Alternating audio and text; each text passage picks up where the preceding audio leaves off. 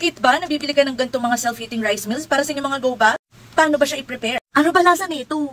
Tara, alamin natin. Ganito siya i-prepare at lutuin. Kung paano gagamitin or gagawin. Anyways, ito, buksan na natin to. So, ito again ha, ito mag-ingat kayo dito. Kasi ito, kapag nabasa po ito, alboroto, nag-iinit yun. Yan siya. Okay, so, lalagay muna natin siya dyan. Pero i-prepare muna natin dito yung pinaka-pagkain. Mamaya na natin lagyan ng tubig yun. Okay, unahin na natin itong mismo rice. Okay, so yung mismo rice, para siyang shirataki guys. Shirataki, kung ano man ang tawag ninyo dyan. Ganyan siya. Binivideohan ko guys ha, kaya medyo malayo sa inyo to. Hala, parang shirataki nga. Pakita ko, wait lang. Pakita muna sa video. Okay, ano pa? So, next na natin, ilagay natin itong mga sauce. Ito yung ulam. Okay, so ito yung ulam. Nag-video lang din ako. Okay, tara, buksan na natin. Na-excite ako. Gusto ko yung matikman talaga yung lasa. Wait lang. Okay.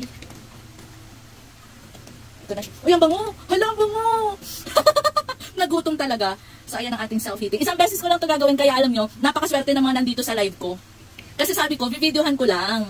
Tapos, i-check nyo na lang kung paano ko gagawin, ganyan. Pero ang nangyari, ayan, o, diba, napalive na ako para sa inyo. Ayan, so buksan din natin. Habang nandito din si mama at si papa, para matikman nila. Para maano nila, masabi kung ano ba, masarap ba talaga siya and all. Ayan. Wait, ayan. Lagyan na natin ng parang parang may mga carrots, may mga Hala, na-excite ako. Ang bango niya guys, natutuwa ako. Parang tubig nga, ang ganda, ang galing lang kasi may kasama na siyang tubig.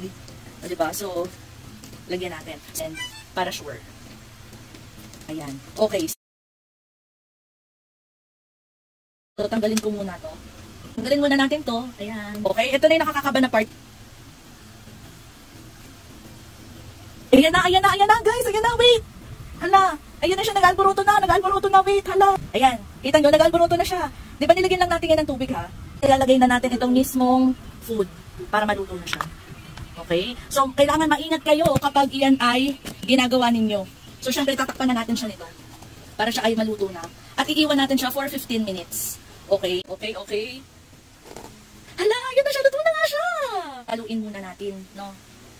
Hala, parang ang sarap. Ayun, no? Para talaga siyang shirataki, guys. Ganun ang ang atake nga, shirataki rice. Wait lang, haluin lang natin ng, para lasang-lasa sa buong, sa buong kanin. Wait lang ha. So, ayan, tikman natin. Hala, na-excite ako!